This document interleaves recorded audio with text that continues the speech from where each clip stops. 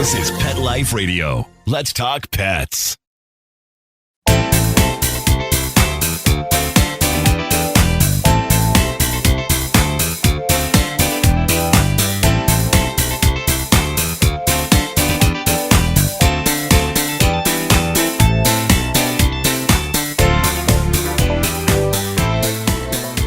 Welcome back to Covered in Pet Hair. I'm your host, Isabel Alvarez-Arata, and today I have the pleasure of having a drink and a chat with a certified cat behavior consultant, a self-proclaimed work fanatic. She's a Nashville resident. She's dog mom to a rescued Sheltie named Griffin, cat mom to a cat named Pearl. She's author of 8 cat behavior and training books, 3 of which I'm going to mention. Think Like a Cat, Catwise, and Cat versus Cat. She's a pioneer in the field of cat behavior consulting. Her name is Pam Johnson-Bennett. Welcome, Pam. It's so good to have you on the show. Hi, I'm looking forward to this. It's so much fun. Yay, I'm so excited. You have so much expertise. You've been doing this before anybody was doing this. Yeah, before you were born, probably. No, highly doubt that. I'm pretty sure I was not even that young a child, but thank you. I'll take that as a compliment. But I am so fascinated by how you got your start and all that. But before I get into the details of how Pam took bad advice and took it to making everybody's life better, I want to introduce our drinking game today. So anybody at home, if you're participating in our drinking game, anytime you hear this word, make sure you take a drink of whatever you're enjoying. But please be over 21 in the US to partake, never drink and drive, and always drink responsibly. So what are you having tonight, Pam? I'm boring. Water. He's having water. That's fine. You know what's funny? I'm having a mocktail today because I have been fighting a stomach bug that my kids brought home for a while now. So I'm having a passion fruit spritzer. This is half passion fruit juice, half sparkling water. And it kind of feels like a cocktail, but it won't be too hard on my stomach. So cheers. Thank you so much, Pam, for being on the show. Well, I thank you for having me. And my water, unfortunately, it is so hot here in Nashville that water is the best thing. But I agree. Yours looks so much better. It is. It looks as tasty as it is. It's actually quite delicious. Well, I always introduce this show with a game. And so today's first game is called POV Cat. So from a cat's point of view, I'm going to give you some kind of scenarios, and I want you to just give us what the cat is seeing, feeling, imagining when these very common day-to-day occurrences happen in their lives. Are you ready to play? Mm-hmm. All right, let's do it. So what is the cat's point of view when a guest walks into their house? Intruder.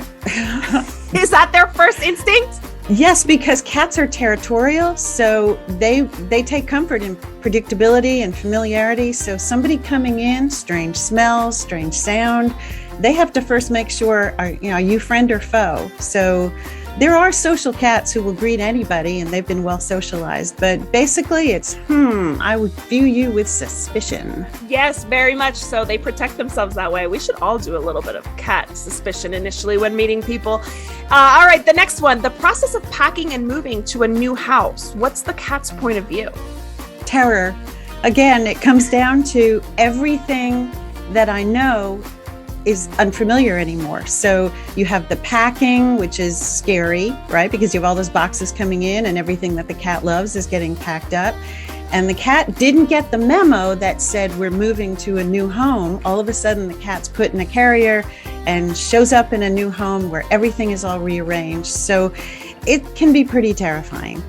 I love that you're using these one-word answers. They're so good. Okay, next one. I grew up with a very clean mom. So every Saturday was cleaning day.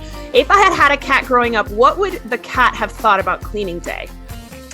The cat would do it every day. Every day should be cleaning day.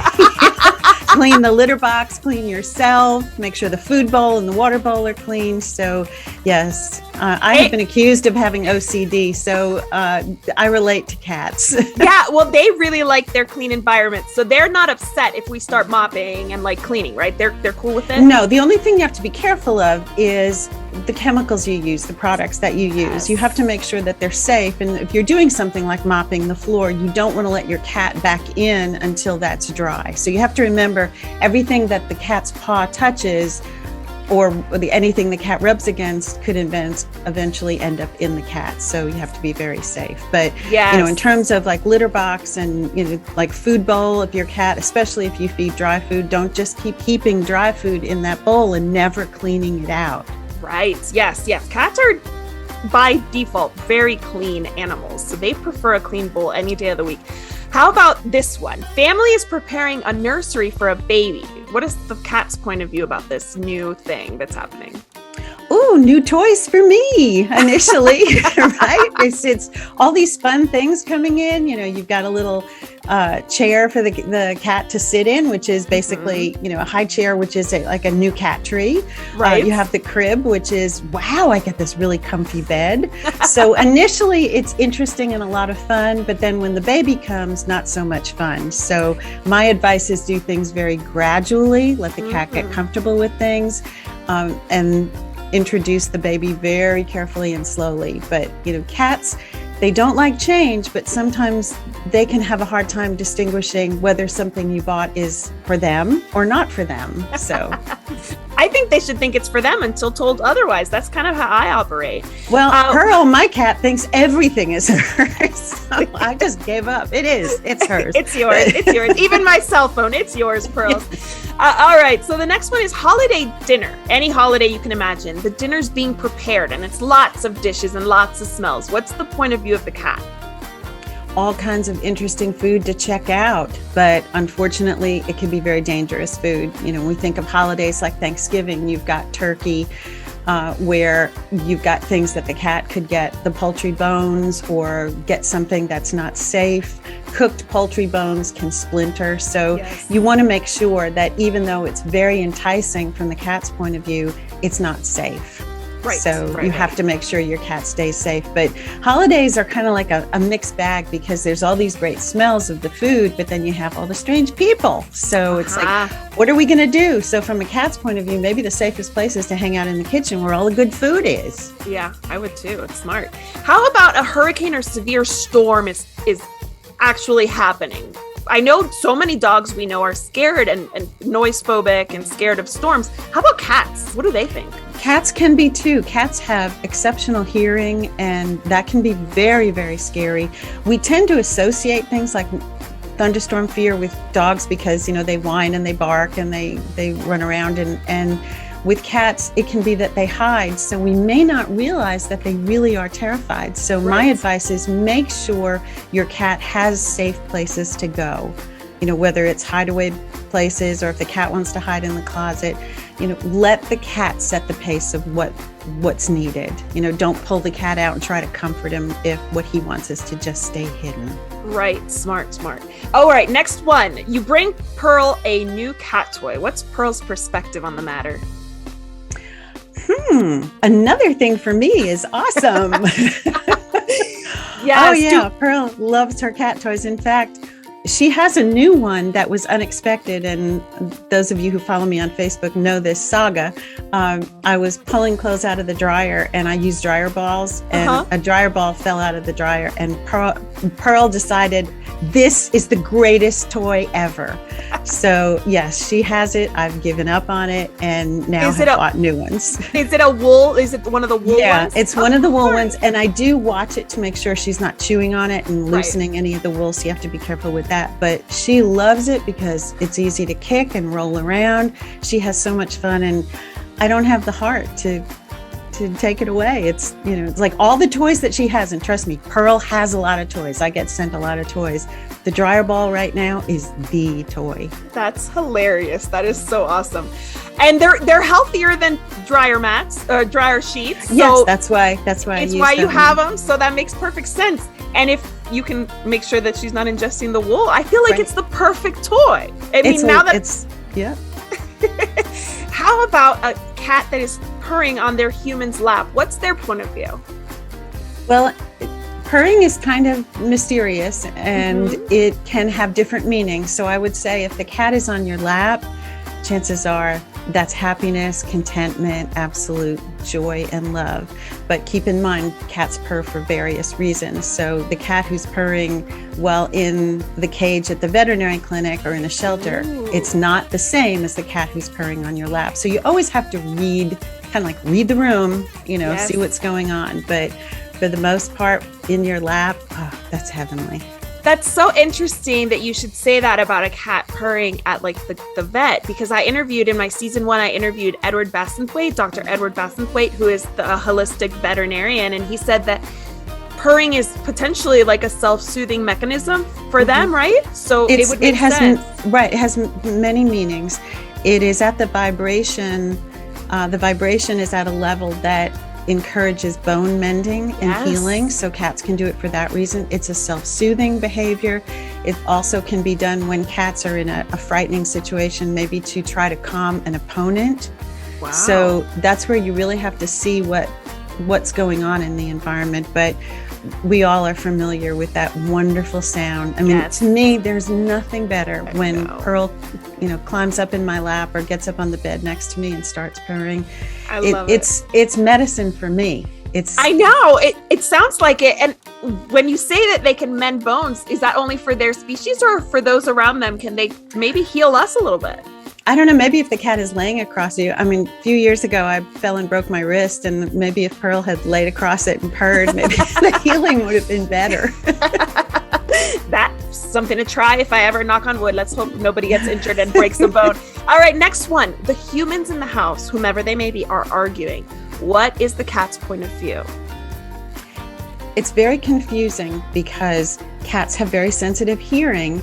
So the cat is hearing all this, from basically their loved ones, at a volume that they're not familiar with. And that's very disturbing and scary. So very often cats will go and hide because of that, because they're used to the sound of your voice at your normal level. And also when you're having an argument and yelling with somebody, your body language is changing. Right. So that can be very scary. So it's a good reason to not raise your voice.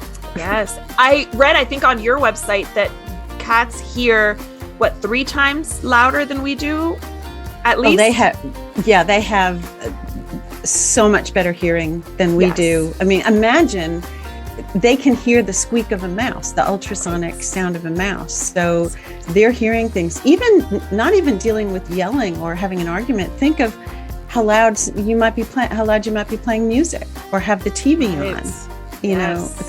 Or how hectic your house is with all kinds of, someone's playing music, someone has the TV on, someone's shouting, just be respectful of how amazing your cat's senses are. Yes, exactly. We have to remember that when we're in the heat of the moment, arguing about dirty dishes.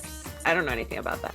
All right, next one. So we actually finished the game. So next question I have for you is, I heard in many of the podcasts that I listened to preparing for our show that the reason you ended up as America's favorite cat expert was because you got some really bad advice from a veterinarian. Really bad. Many, many decades ago. I had 2 kittens that I adopted. I did not like cats, did not know anything about cats, and proceeded to do everything wrong. All the things I lecture people on now, I did.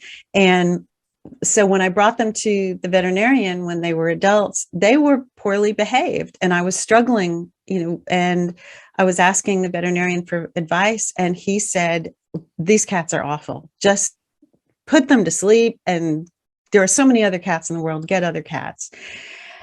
I was shocked. Of course. What terrible advice. I was shocked, but it shook me into the realization that I did it.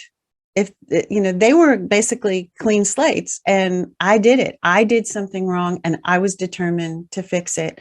And back then, many, many decades ago, there was not a lot of cat behavior information. So it was a lot of trial and error, learning from the cats. Thank goodness they were so tolerant of me. Learning about dogs and how I could apply dog behavior and psychology to cats. And it worked. And when I brought them back the following year for vaccinations, he could not believe they were the same cats. And he asked me if I wanted to do some work with some of his other clients. And That is that's so kind of cool. how it snowballed. It was not the career I intended at all, but it was meant to be. And I feel when I do consultations and when people say, Pam, I'm so terrified to tell you what I've done, the mistakes I've made. It's like, tell me, I've done them, Right. So there's that relatability that I have, hopefully I bring a lot of knowledge, but I also bring that I've been there feeling. Right. So what kind of behaviors were they displaying that the vet wanted them to just to start over? One of them became very, very aggressive, was bullying the other. The other one was terrified. They would bite. Litter box habits were hit and miss. It was easier to tell you what was right. And that was when they slept, they were really cute. So I changed it all. So it wasn't just, one thing I had to deal with. I had to deal with everything. And so I am forever grateful. And I think of, with all the consultations I've done over the years, and they've been countless, how tolerant cats are of us because of all the mistakes we make. We don't make them knowingly. I mean, we're trying to do our best, but oh my gosh, what they put up with, So you said you had never had cats before. What inspired you to get these cats? It was Christmas Eve, and I was in my parents' town, my hometown, and I was doing some Christmas shopping. It was cold and snowy, that bitter, like chill right to your bones kind of cold. And there was a girl standing outside of the steps of the church on Main Street with a cardboard box, and she had 2 kittens inside. She said that her mom, there were 4 kittens total, 2 of them were left, that her mom had told her she could not come back with those kittens, and she was going to dump them in the snow. So I took them, totally unprepared for what to do, but I just knew, no, you can't. It's, freezing cold outside.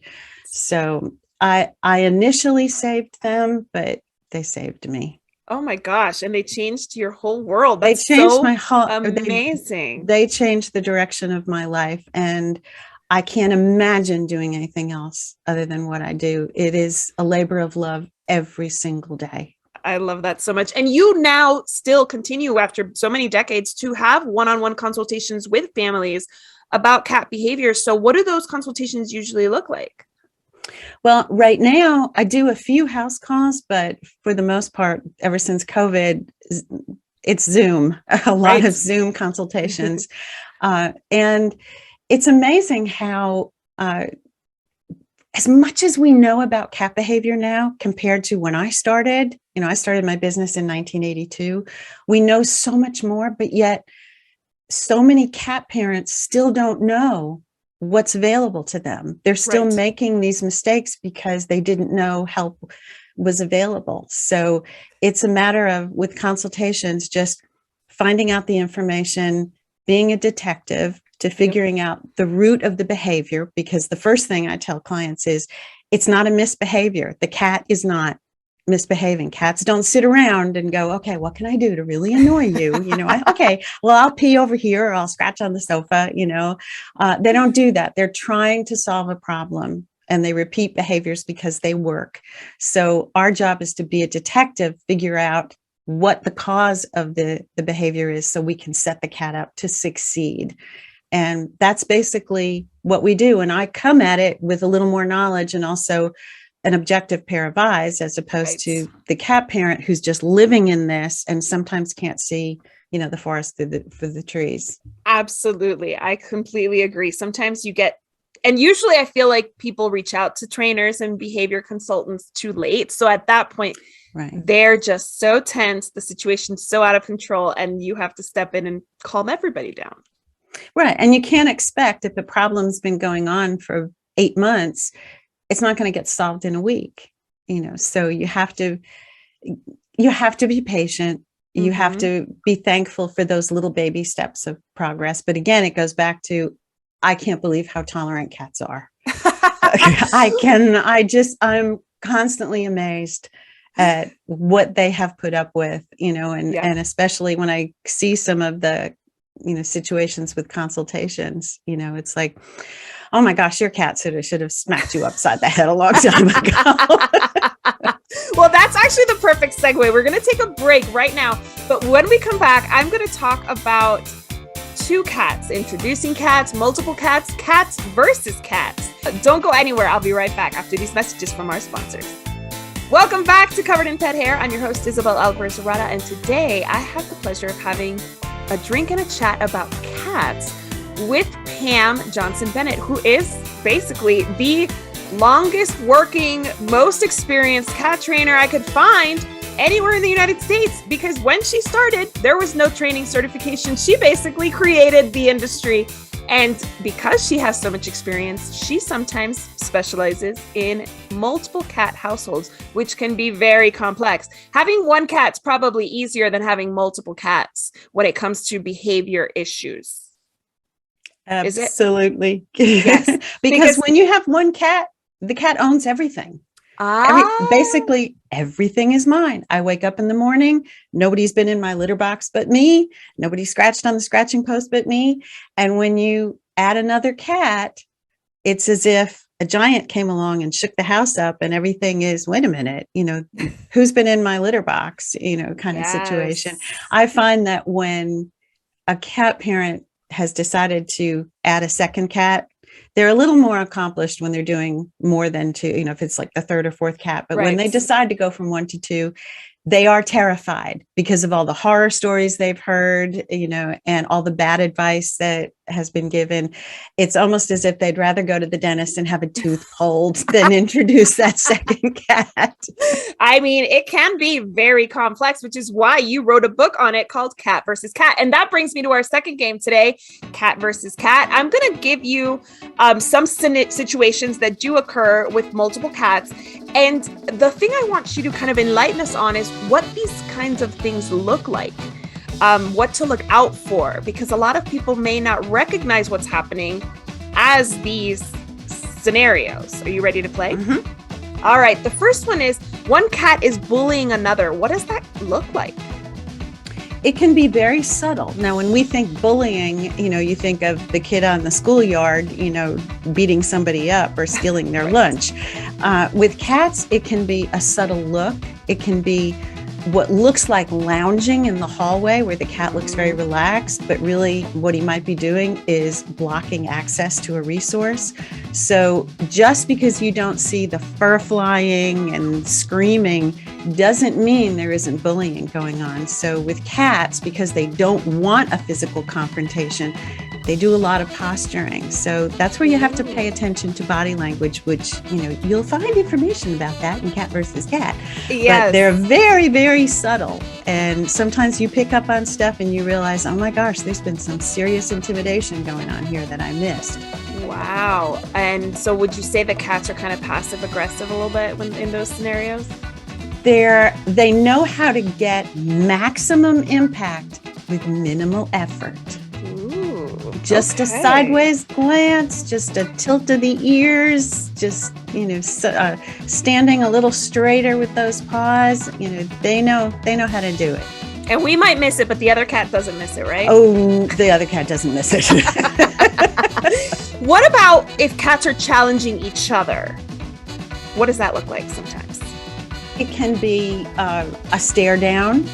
It can be, where they're actually looking at each other and they're doing this. It's kind of a dance, where one cat is being offensive, directly staring, trying to look as big as they can, making direct eye contact, giving that stink eye. And the other cat may be kind of sideways, and maybe trying to look a little smaller, maybe doing conflicting body language where the cat is looking at the opponent, but the body's facing sideways, which is basically saying, okay, I'll fight you if I have to, but I really want to leave. Wow. So, postures can be very conflicting. You can also see things like one cat is on, let's say, the favorite chair by the window, and then another cat goes up and sits there and stares him down, and then that cat who was on the chair gets down. So wow, there are a lot of little things that, I just find cat behavior so fascinating. And if you really stop and watch your cats and the dance that they do, you can see not only if they're not getting along, but certain areas where they're not getting along. Like maybe they're fine in the living room, but it's at the food bowl where they have an issue. So it's very fluid. It can be that they can sleep on your bed just fine, but they fight when there's just one litter box that they have to deal with. That brings me to my next one, litter box ambushes, which is a term I found on one of your blogs. What does that look like? Is it as overt as ambush sounds? It can be pretty much, or it can be that subtle sitting there. With a litter box, we think of privacy. We want privacy because that's what we want with the restroom. Right. But for cats, they want cleanliness, and they don't want the litter box in the middle of, high traffic areas, but they need to be able to escape because they're very vulnerable when they're in there. Right. So if you have something like a covered litter box, it's one way in, one way out. So if you have cats who don't get along, one cat's in the litter box, another cat comes in and stares him down or attacks him in there, or sits on top of the box waiting to attack when the cat exits. Ooh. So you have to pay attention to whether you're really doing your cat a favor by creating a litter box that's so private. Ooh, very good. And do you feel like the pet parents miss these kinds of things just because they're like, oh, my cat's and they're using the litter, I hear them scratching, but I'm not going to go look. And the thing is, cats can be seemingly doing okay, but they're living with chronic stress. Maybe that cat who has to use the litter box, and that's the only one for 2 cats to share or 3 cats, maybe that you're not paying attention to the fact that that cat is kind of skulking around to the litter box and trying to be very, very careful so he doesn't alert the other cats. Maybe he goes in, does his business, and bolts out of there, doesn't bother, covering or anything, because he wants to spend the least amount of time in that very vulnerable area. So I'm a big fan of using surveillance, using your security camera or something. If you suspect that something might be going on with your cats, the best thing is get some video evidence so that you know what you're dealing with. That's awesome. This is not on my question. This is not part of the questions, but do they kind of behave differently when we're at work than they would when we're there? Is it maybe what we're seeing, not the whole story? Some cats do, because when we're home, the cats tend to be more active. That may be because you're also a resource. In addition to the litter box and the food bowl, time with you is a resource too, for them too. So when you're not home, they may kind of go to their separate quarters and sleep. It may just be when you're home, but it's good to see what's going on. Of course. Yeah. If you're not home, especially, or if it's a litter box area that you can't monitor all the time. Right. And especially if one cat's in the litter box and that sound of scratching the litter or scratching on a scratching post is what alerts the other cat that, wait a minute, they're touching my scratching post. Right. I must deal with this. So it's good to have the evidence, because then you know exactly not only who's doing what, but what triggered it. Got it. How about a mishandled introduction? What would we do from that? Gosh. Okay, there are 2 horrible introductions. One is just throw them together and they'll work it out, right? We've all heard that horrible advice. Well, That's highly stressful. Chances are they'll never be friends, and it's very dangerous. Then the other way people do it is they force the friendship. They'll put one cat in a carrier, like the new cat in a carrier, and let the other cat kind of circle it. And that's awful. So what you want to do is put the new cat in a room. I call it a sanctuary room, where that cat can just get their bearings and get comfortable. And then you do the introduction very gradually. You're not on a schedule for this. So if you want the cats to be friends for a lifetime, take the time to go a step at a time. And I tell my clients, go at the pace of the most stressed out cat. So if one cat's just dying to be friends, everything's good, but the other cat isn't ready, you've got to go at the pace of that cat. And the key is give them a reason to like each other. Ooh. How do we do that? You do it through basically bribery. It's treats, playtime, but it's the kind of thing where the two cats right now hate each other. It's like, oh, ever since you came here, I hate you. Things aren't safe. But then if they're just seeing each other very briefly and they're getting a treat or they're getting some food, it's kind of like, okay, I really hate you and I want to go after you, but oh, there's something right here I can eat. I'll get you later, but then they get separated right after they've eaten that treat. And you gradually build that up to where they decide, okay, I don't really care whether you're here or not because I seem to get good things, when you're around. And then you can start to build on the friendship. That is awesome. So what about longtime enemies? Like what does that look like when cats just don't get along? You can have a situation where the cats never got along and you just missed it because you don't actually see any fighting, but they've been under stress. It might be a cat who you're constantly having to take back to the veterinarian because there's urinary problems and that are maybe stress related. Or it can be a situation where something happened where cats who were good friends suddenly changed. And that can be, they saw a cat outside and one cat, got so frustrated at not being able to get the cat, and then his companion cat walked by and he attacked him. So now that changes the relationship. Again, that's where, having video evidence will help. But if you have cats who have been friends and now they're not, you first want to go to the veterinarian to make sure there isn't a medical reason for it. Any change in behavior could have an underlying medical reason, so you want to get that out of the way. Right. But it should send up a red flag that, hey, these two cats have been best friends. Something has happened. So, okay, and perfect. Don't live with long-term problems. There may be people watching going, my cats have been together for 8 years and they've never gotten along. It's not too late. Oh, good. You change the situation, you change the circumstances and create more security. They may not be best friends, but you should get to the situation where there's no stress. Got it.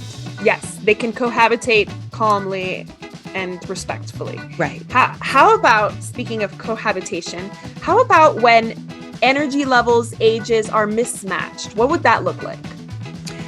You have an old cat and you decide that maybe he's getting very slow, so we'll get a kitten to spark that cat. Well, that's one of the worst things you can do, because the kitten has all this energy, has no sense of territory yet, but the older cat, that's very stressful, and stress is dangerous for cats at any age.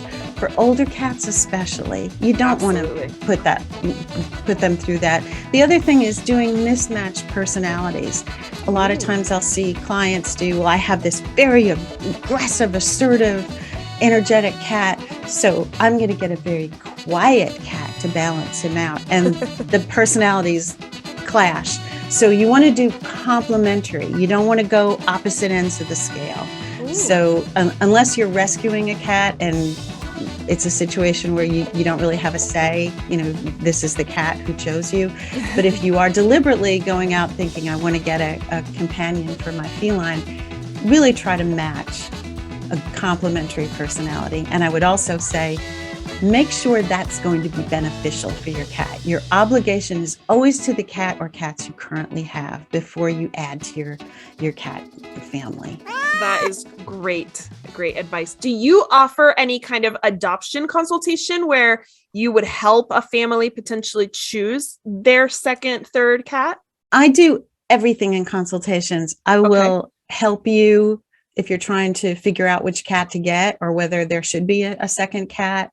I love when people call me because they are just adopting and they want to do it right before they've made the mistake. Unfortunately, I don't get as many of those calls as I get after the fact. Right. But I will help you as much as I can. If you're in my area, in the Nashville area, I will go to the shelter with you and help you, find a cat. But if we're not, we can do it through Zoom. There's a lot of things. I'm here to just help you. Just whatever I have in my brain, I'll help you with. Well, it's funny because I've spoken to dog trainers that do that offer that as a service. Like you said, they go to the shelter. And now I know of you who will facilitate that process, but I feel like people don't recognize just what a great investment that would be to have a behavior consultant, somebody who's trained, who can read body language a lot better than most people can, to give you kind of like a yes, no, kind of, that's not a good match. Maybe that one, I like this about this one. It's so invaluable. Why are pet parents not taking advantage of those services? I think it's because a lot of people still have the image that cats can't be trained. And people seem to be more deliberate with dogs, but it's, hey, we rescued this cat and this is what we got. And a lot of times that's what happens. All of my cats have all been rescues. They're not cats I chose. They were cats who chose me. And I made it work. But if you are in that situation where you're thinking of adopting either your first cat, maybe you don't have any cats at home, but you have an idea of what you want, based on your family situation, how young your kids are, or what you're expecting. Right. I love it when people are proactive and want to avoid behavior problems by setting things up right from the beginning. But we don't always get that. I am always, more often than not, the last call. Ugh, and it's so frustrating because they could have maybe prevented that. So tell me about this myth that I hear a lot. Cats do better in pairs. Is that a myth? Is it not a myth? Do they often do better in pairs? Are there cats that do better without a mate? It's like people. There are some people who don't want to live with anybody else. So there are cats that are really better off being solo cats. There are cats that definitely benefit. I think most cats, or many cats, benefit from a companion, the right companion. And I think you can have just as many problems in a big house with 2 cats as you could have in a small house with 5 cats. It's a matter of how you've set it up and the personalities of the cats and how you've distributed resources. But know your cat. Like if many people will say, "Oh, I've got to get a companion for my cat because he's lonely." Maybe he isn't lonely. Maybe he's bored because you haven't done enough environmental enrichment. There may be things that you can do, and a second cat isn't the answer, or it may be. But know your cat. And the other thing that I hear is, if you have a male cat, you should get a female cat, or vice versa. To me, it's all about personality. It's all about complementary personalities. That makes perfect sense. So tell me about bonded pairs. We see a lot of times in rescues and shelters that they're adopting out bonded pairs. Are they always going to be a bonded pair? Does that change potentially if in a new home with new dynamics? It could change if there's already a cat at home and you have one cat and you're bringing in a bonded pair. That could put stress on the bonded pair. It's life. Things can change, but you're already starting out at an advantage if you adopt a bonded pair, because you're bypassing that initial get to know you. They also know how to read each other's body language, and that's very valuable because cats don't have this specific rule book of, okay, this is what I'm going to do when I'm going to ask you to play. This is what I'm going to do when I want to be left alone. Cats are very individual and they can misread each other's signs. We do it as people. We misread each other's, signals for things. So when you have a bonded pair, you already have that leg up where they kind of have their own language and understand each other better. And I would say, if you are thinking of adopting your first cat, adopt 2. Okay. It's so much easier initially. So, and it's not that much more expensive, after initial, vaccinations and checkup and everything. It's really not much more expensive, and the benefits are amazing. That is such good advice. So tell us, how can my audience learn more about you, your consultations, and all that you offer? Well, you can go to my website, which is catbehaviораssociates.com. I'm also on Facebook, Pam Johnson-Bennett, and Instagram, which is Think Like a Cat. So I'm there. You can find me. I'm everywhere. Yes. Your website is chock full of information, great advice. You can get links to her books on there as well. I just want to propose a toast to you, Pam. Thank you so much for all that you do for the cats and for being my guest today. Thank you. This was so much fun. Thank you. I'm so happy you enjoyed it. I also want to propose a toast to my executive producer, Mark Winter. Thank you, Mark. And to our audience for joining us for these awesome conversations. Here's to a life covered in pet hair, because there's no better way to live. Right, Pam? Oh, absolutely. I'll drink to that. To learn more about Covered in Pet Hair, please visit coveredinpethair.com or petliferadio.com. Thank you for watching, and I'll see you next time.